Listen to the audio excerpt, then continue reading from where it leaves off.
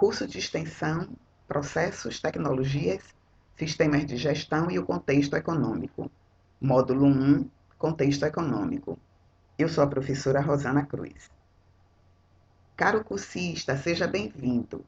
Estamos começando uma nova etapa de trabalho e, para ajudá-lo no desenvolvimento de sua aprendizagem, elaborei este material que apresenta de forma pontual tópicos considerados importantes para o módulo 1, contexto econômico. Espero que vocês gostem.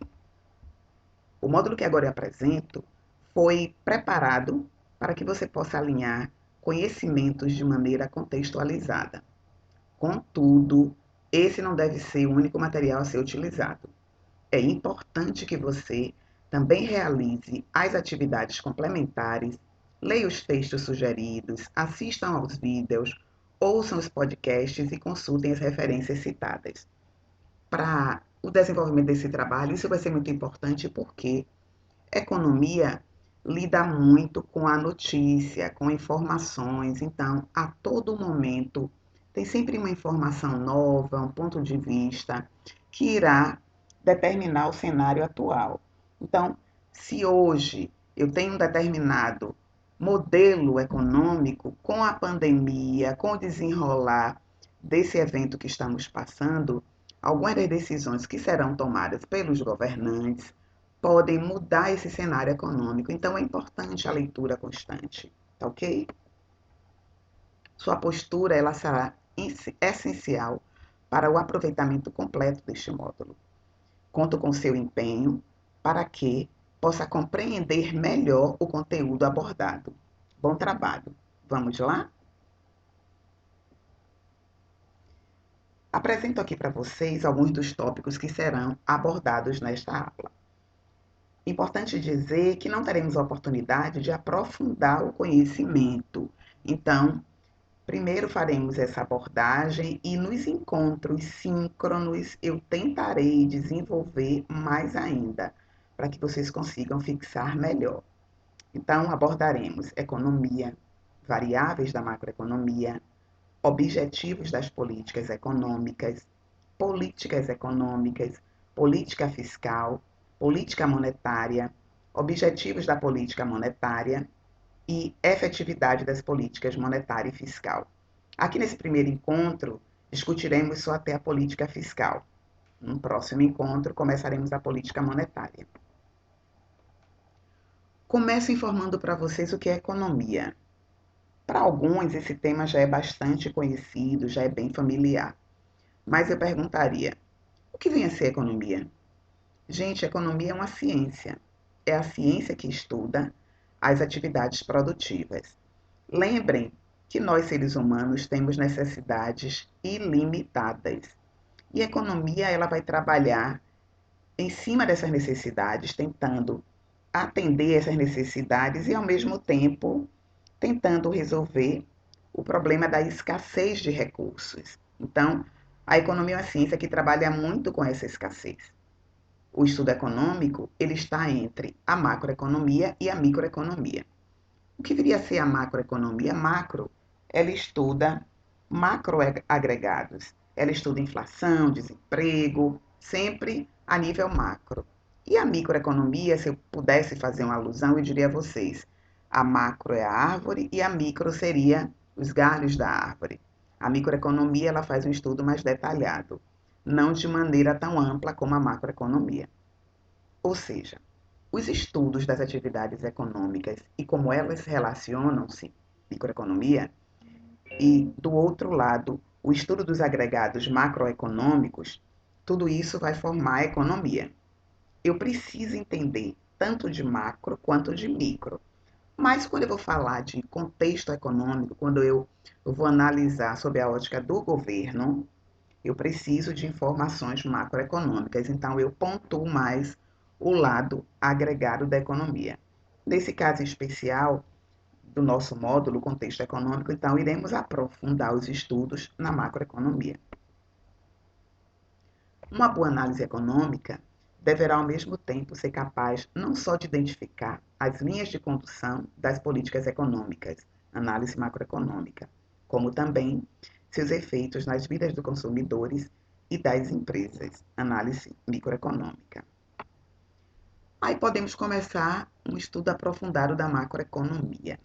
Quais seriam as variáveis da macroeconomia que poderíamos estudar? Aqui nesse módulo iremos estudar inflação, desemprego, taxa de juros, consumo e PIB, Produto Interno Bruto. O estudo da macroeconomia é não só o estudo do comportamento das variáveis agregadas, inflação, desemprego, renda, investimento, etc., como também o estudo da aplicação das políticas econômicas concebida pelos órgãos de planejamento governamental. Deixa eu desenvolver um pouquinho mais para vocês aqui. Quando eu estudo o comportamento das variáveis agregadas, eu percebo como esse comportamento ele varia com o decorrer do tempo. Então, encontraremos cenários de inflação ou de deflação, ou um cenário com equilíbrio. Encontraremos um cenário com desemprego elevado ou desemprego sob controle. Vou analisar qual é o cenário para que, a depender da política econômica concebida pelo órgão de planejamento governamental, a política seja adotada. Então, veremos mais adiante que políticas são essas. Se eu quero, por exemplo, controlar a taxa de inflação, que política macroeconômica eu utilizarei? Uma política fiscal? Uma política monetária? Veremos mais adiante. Uma outra forma de caracterizar a análise macroeconômica é entendê-la como o estudo do funcionamento da economia como um todo. Então, eu vou estudar a economia como um todo, o relacionamento entre os agregados macroeconômicos. Que relação eu tenho entre inflação e desemprego? À medida que a inflação se eleva, como é que se encontra o desemprego nessa economia? As pessoas que estão fora do mercado de trabalho, elas continuam com renda para consumir? Elas podem gerar uma inflação de demanda? Vamos analisar. À medida que eu me aproprio dos temas, dos conceitos, eu consigo perceber a ligação que a economia oferece na nossa vida e como os agregados macroeconômicos eles se correlacionam. Assim, tarefa do macroeconomista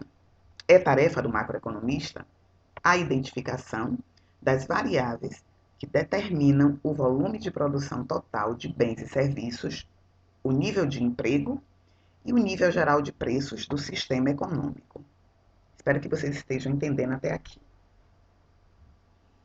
Então, para entender o contexto econômico, precisamos entender a macroeconomia.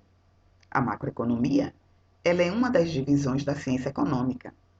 Ela é dedicada ao estudo, medida e observação de uma economia regional ou nacional, como um todo individual, e ela é um dos pilares dos dois estudos da economia. Lembrando que o outro pilar é a microeconomia. Com a macroeconomia, estudamos a economia em geral, analisando a determinação e o comportamento dos grandes agregados como renda e produtos, níveis de preços, emprego e desemprego, estoque de moeda, taxa de juros, balança de pagamentos e taxa de câmbio. Aí vocês poderiam me perguntar, e quais são os objetivos das políticas econômicas? Vamos começar com um dos que é considerado extremamente importante: crescimento com desenvolvimento econômico. E por que é importante? Porque em alguns momentos, em alguns cenários, encontraremos crescimento econômico, vocês verão que a economia está crescendo, mas que não tem desenvolvimento. O que quer dizer isso? Eu vou encontrar uma elevação na taxa do PIB, inflação sob controle, mas você não percebe o desenvolvimento daquele território, o desenvolvimento daquele país. Aí você percebe que índices considerados importantes continuam abaixo da realidade, mas aquela economia está crescendo. Então eu preciso sempre acompanhar para perceber em que áreas eu posso atuar para que esse crescimento se dê com desenvolvimento econômico. Um outro objetivo é a estabilidade econômica. É claro que vocês devem saber que é preciso ter estabilidade na economia.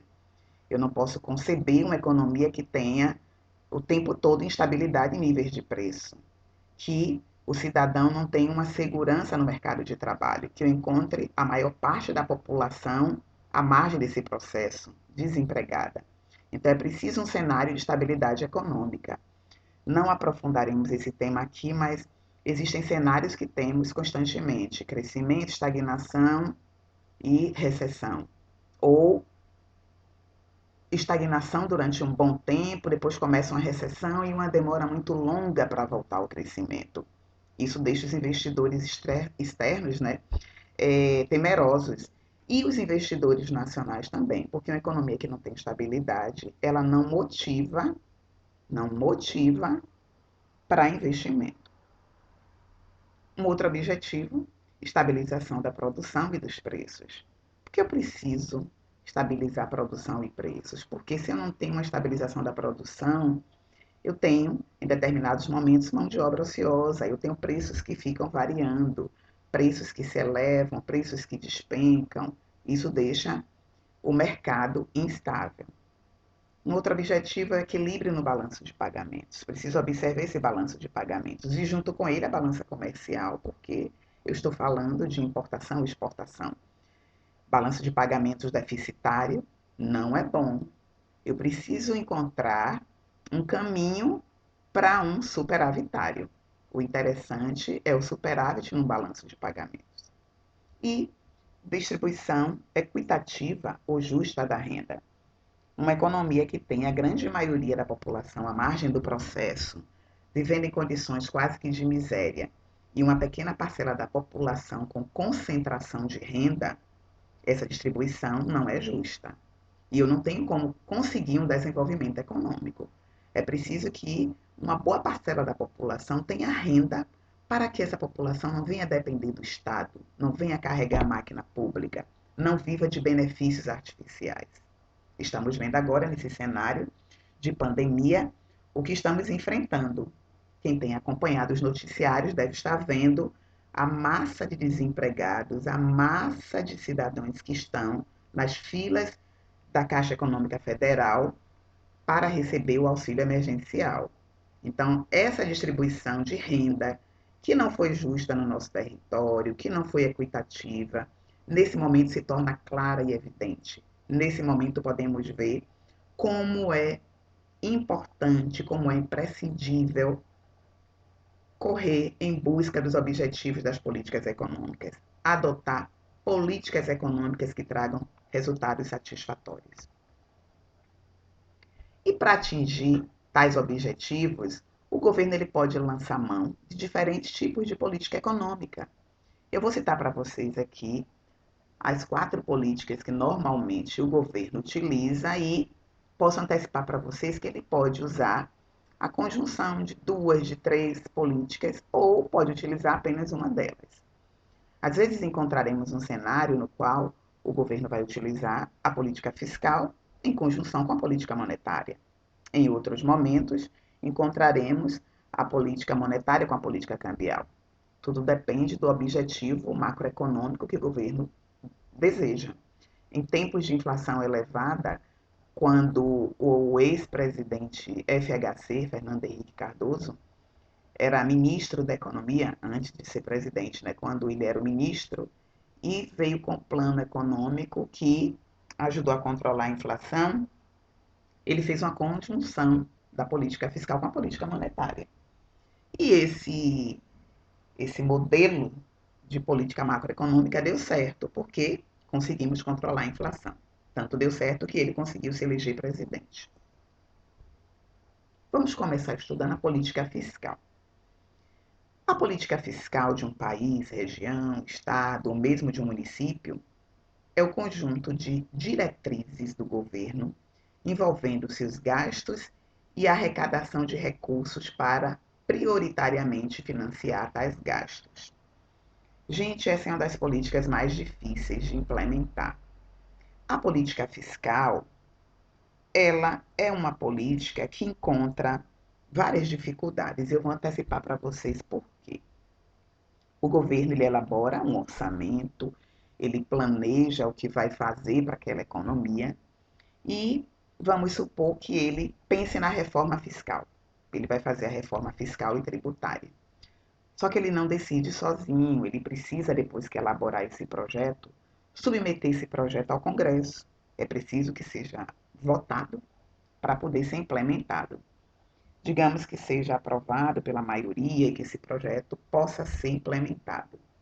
Esse projeto só vai ser implementado no exercício seguinte, ou seja, no ano seguinte.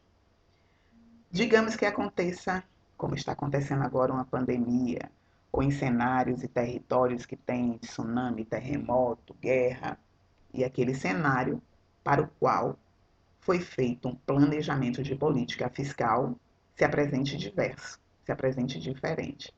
Aquela política provavelmente não vai ser mais eficaz, não vai ser mais eficiente. Então é preciso que, ao escolher quem vai estar junto com o presidente da República, a gente consiga escolher quem pense também na população, porque a política fiscal ele é um decisor do rumo que essa economia vai tomar e, a depender do cenário econômico, aquela reforma fiscal e tributária ela pode ficar defasada para o cenário. Então, é uma política que vai envolver sempre gastos e arrecadação. Então, tem momentos que vamos perceber que o governo ele gasta mais do que arrecada. E ficar mudando os tributos, tributar mais a população, talvez não seja a solução. Porque esse poço tem fundo. E uma população como a nossa, que está com a pirâmide já começando a ficar invertida, uma população que está envelhecendo, teremos em um determinado momento, se essa história não mudar, uma massa que já vai estar aposentada, que não vai estar contribuindo, e o governo, essa arrecadação, que deveria aumentar com os novos entrantes no mercado de trabalho, começa a ficar deficitária, porque eu preciso especializar a mão de obra, eu preciso ter mercado de trabalho para essa mão de obra, para poder a mão de obra contribuir com os tributos e aí sim o governo continuar com seus gastos através dessa arrecadação de recursos. Os objetivos de uma política fiscal bem concebida, eles são os seguintes. Nós podemos ter como objetivo uma aceleração do ritmo de crescimento econômico. O governo vai gastar mais, vai fazer mais investimentos públicos.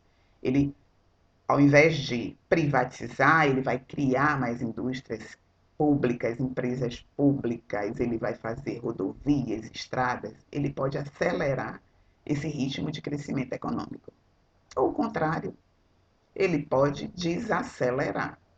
Ele pode, em função da arrecadação, não conseguir manter esse ritmo de crescimento econômico e começar a fazer o contrário, em vez de investimentos públicos, começar a desistir e deixar que determinados cenários nos quais ele atua passem a ser investimentos privados.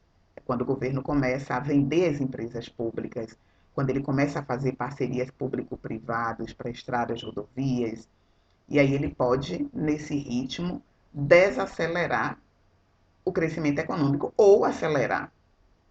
Essas políticas de privatização pode ser também com o objetivo de acelerar, de manter ou de propiciar o crescimento econômico. Tudo depende do ambiente macroeconômico. Um outro objetivo é a aceleração ou desaceleração do ritmo de consumo. O governo pode perceber em determinado momento que uma inflação de demanda se apresenta. Fiquem tranquilos que mais tarde estudaremos com detalhes, mas o consumo está elevado, elevado, chega a um determinado momento que nos afastamos demais do ponto de equilíbrio, ou seja, um momento em que a oferta não consegue acompanhar essa demanda e vai elevando os preços. O governo percebe que essa inflação de demanda está sendo danosa para a economia e, através de uma política tributária, ele pode desestimular, ou seja, desacelerar esse ritmo de consumo. Cada vez que ele tributa determinados produtos, isso faz com que alguns consumidores fiquem desestimulados a consumir. Deixem de comprar. Então, a perfume é caro, o tributo está elevado, comprar uma quantidade menor. O uísque é caro, o cigarro é caro. Então, tudo depende do desejo do governo, do objetivo. Se ele quer acelerar ou desacelerar esse ritmo de consumo. Um outro objetivo pode ser diminuição das disparidades regionais e setoriais. O governo ele pode, através de incentivos fiscais, diminuir diferenças existentes entre regiões. Isso foi muito aplicado no passado. Não sei se vocês já estudaram, mas existiu no passado um momento de grande seca no Nordeste, que acabou levando a um êxodo rural. Essa disparidade regional fez com que o governo criasse mecanismos, via incentivos fiscais, criassem organismos para poder controlar ou diminuir essa disparidade regional e segurar o homem, inclusive, em algumas dessas regiões. Existem setores da economia que precisam de incentivo fiscal, que precisam de subsídios. A agricultura é um dos melhores exemplos. Uma outra coisa pode ser também com relação à indústria. Aqui, o polo petroquímico, o Centro Industrial de Aratu, na década de 70, eles foram criados através de incentivos fiscais. O governo precisou ajudar, incentivar para que indústrias, principalmente as estrangeiras, viessem para o nosso território e ajudassem no desenvolvimento. Isso faria com que fosse diminuída a disparidade regional. Também programas de transferência de recursos. Isso também ajuda a diminuição dessas disparidades. Pode ser estímulo às exportações. O governo pode também, através de incentivos fiscais, estimular as exportações. Existe um incentivo que não estudaremos nesse módulo, mas eu posso adiantar para vocês que é o regime de drawback. Esse regime, ele incentiva a exportação. Se você precisa de uma determinada matéria-prima que irá ser beneficiada no nosso território e que fará com que o produto ele seja um produto para exportação, o governo ele vai desonerar essa importação de matéria-prima, ou seja, ele vai dar um incentivo fiscal para que aconteça esse beneficiamento do produto que vai se transformar num produto tipo exportação e assim o produto brasileiro ele chegará com um preço menor no mercado externo e poderá ser vendido, poderá ser um produto adquirido, vai ganhar da concorrência. Então, esse estímulo à exportação pode vir através desse incentivo fiscal ou através do controle de câmbio. O governo pode, como ele fez na época do Plano Real, que foi um dos tripés do Plano Real, essa política de câmbio, através do controle de câmbio, favorecer a nossa moeda. Então, no Plano Real, R$ 1 valia US$ 1. Desse jeito, foi possível aumentar as importações e fazer com que o produto nacional estivesse em condições de concorrer com o produto que vinha de fora. O governo conseguiu controlar a inflação também com essa medida. Temos também desestímulo às importações. Isso pode ser através de tarifas alfandegárias e proibições várias. O que quer dizer isso? Há algum tempo atrás, há pouquíssimo tempo atrás, teve um presidente que usou como slogan importar, exportar, me desculpem, exportar é o que importa. O que quer dizer isso? A balança comercial satisfatória é a balança comercial superavitária. E o que quer dizer isso? O superávit da balança significa que estamos exportando mais do que importando. Cada vez que importamos produtos e quanto mais importamos, isso significa que estamos comprando menos produtos nacionais. E se deixamos de comprar produtos nacionais, deixamos de favorecer a indústria nacional, a mão de obra nacional, os recursos nacionais. Então, o governo, ele, em muitos momentos, ele faz um desestímulo às importações, ele aplica tarifas alfandegárias pesadas para que o produto que estamos importando, ou que desejamos importar, ele se torne tão caro que seja mais viável, mais interessante, mais estimulante comprar o produto nacional. Além de proteger a indústria nacional fazendo isso, ele, de uma certa forma, controla a inflação. É claro que isso vai ser feito, mesmo utilizando proibições várias, de tal forma que não caracterize barreiras alfandegárias. Barreiras alfandegárias, isso é danoso para a economia e pode levar a uma queixa na Organização Mundial de Comércio, na OMC. Então, eu não posso proteger demais o meu mercado a ponto de prejudicar o mercado externo, de prejudicar as minhas relações comerciais com outros territórios. Para quem interessar, tem um momento muito bom para isso, para estudar, que é a batalha comercial entre a China e os Estados Unidos. Então, vocês podem depois dar uma lida no que está acontecendo. O governo norte-americano tem tentado desestimular as importações. O produto chinês tem chegado com preços atraentes demais ao mercado norte-americano.